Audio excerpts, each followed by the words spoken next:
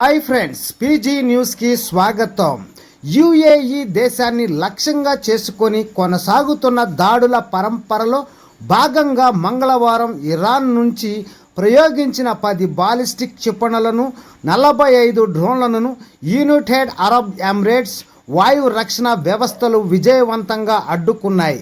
ఘర్షణలు ప్రారంభమైనప్పటి నుండి యుఏఈ వాయు రక్షణ దళాలు మొత్తం 314 బాలిస్టిక్ క్షిపణులను, 15 క్రూయిజ్ క్షిపణులను మరియు 1672 మానవరహిత వైమానిక వాహనాలను యుఏవీలను నిర్వీర్యం చేశాయి. ఇది ఆ దేశం సాయుధ దళాల ఉన్నత స్థాయి అప్రమత్తతను మరియు కార్యాచరణ సంసిద్ధతను స్పష్టం చేస్తోంది.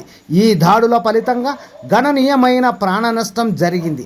తమ జాతీయ విధులను నిర్వహిస్తుండగా యుఏఈ సాయుధ దళాలకు చెందిన 2 సభ్యులు అమరులయ్యారు. పాకిస్తాన్, నేపాల్, బంగ్లాదేశ్ మరియు పాలస్తీనాకు చెందిన 6 పౌరులు ప్రాణాలు కోల్పోయారు.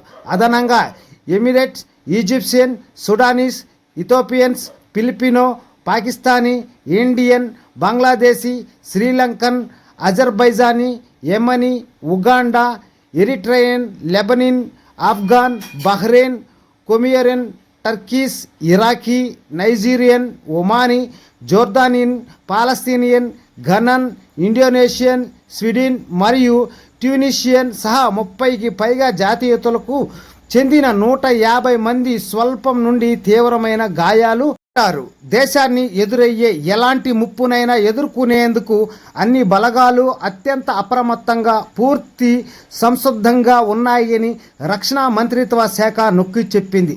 కొనసాగుతున్న ప్రాంతీయ ఉద్రిక్తల మధ్య యుఏఈ సార్వభౌమత్వాన్ని, భద్రతను, స్థిరత్వాన్ని పరీక్షించడం, పౌరుల భద్రతను నిర్ధారించడం, జాతీయ ప్రయోజనాలను, సామర్థ్యాలను కాపాడటం పట్ల తమ నిబద్ధతను అధికారులు పునరుద్ఘాటించారు.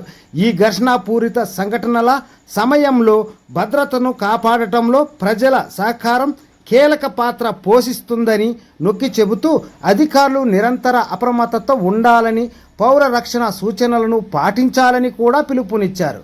ఓకే ఫ్రెండ్స్, ఇలాంటి మరెన్నో లేటెస్ట్ అప్డేట్స్ ఎప్పటికప్పుడు మీరు తెలుసుకోవాలనుకుంటే ఫ్రెండ్స్ మన ఛానల్ సబ్స్క్రైబ్ చేసుకోండి, వీడియోకు లైక్ చేసి అలాగే బెల్ ఐకాన్ యాక్టివేషన్ చేసుకోండి.